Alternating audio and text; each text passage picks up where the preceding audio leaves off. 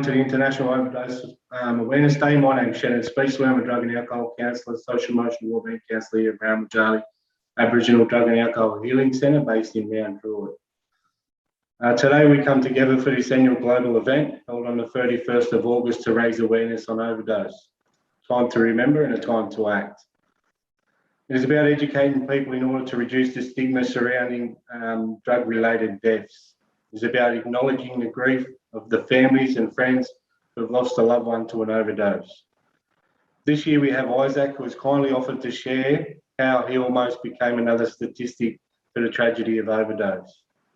So this is a special moment and a miracle to have Isaac with us.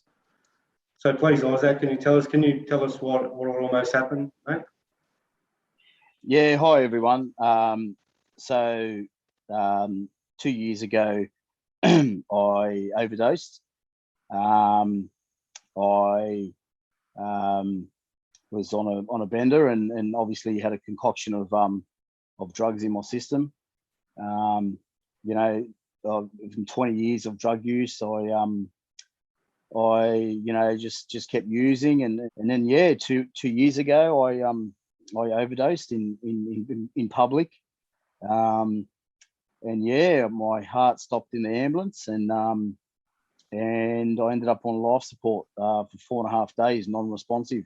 That's what happened to me, and I'm just thankful that I'm alive. To wake up like that, it's scary. Like to wake up in hospital with tubes down your throat, needles coming out of you.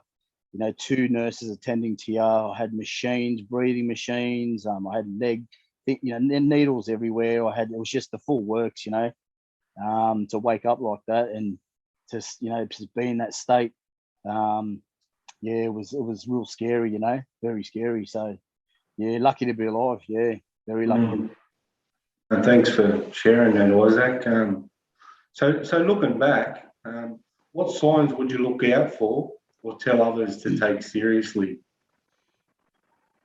Well, the signs that, like most overdoses are usually accidental overdoses, from what the statistics say, So it is scary, it can happen to happen to anyone, and to answer your question about, what things can you look out for, and that is it's hard to say, but just kind of look out, for yourself, really. Just try and not kind of mix and dabble in the drugs, like it just you mix the drugs and you end up in a bad way, and that's when it can happen. It's just, you got to be vigilant, and you got to be aware that your body can just drop and give out any time. You know what I mean? So I guess you just got to be you got to be mindful that your body can give up. You can't ignore the signs where like just mixing drugs and things like that. Like you just you kind of got to just take a look at yourself. You really do. So how many people were immediately affected, do you think, when that happened? Look, obviously me, but is the whole family. It's everyone around you, and look, I didn't pass away.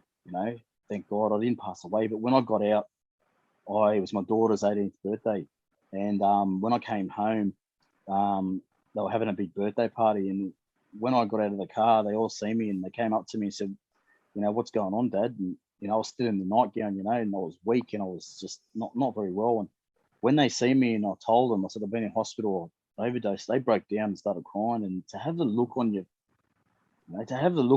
on your family's faces, man, and the kids, especially if you're a parent, it was terrible. It was something I'll never forget.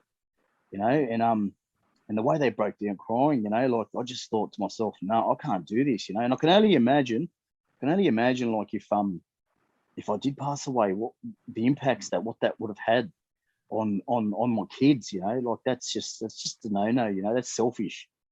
I was lucky to see that, and that's what snapped me out of it. I said, I'm not doing this no more. But yeah, it really impacts your family. And you got to think of that. Like, you can't be selfish, you know. Like, it's not just about you. It's about your family as well, you know. Especially if you're a parent, you know. Like, you really got to think of these things, you know, because it's not nice. It's not nice. That, you know, your kids will have to live with that for the rest of their lives, you know. You know, no kid should die before their parent, you know. Like, No, thanks for that, brother. You know, it's that's powerful stuff, man. And yeah, I'm grateful to have you here and share your story with us today. And for those watching this video, I hope you've gained something helpful from it. Lastly, if you or someone you know is struggling with addiction, call Marrin Weejali on the number below and ask for an appointment. Until next time, stay safe.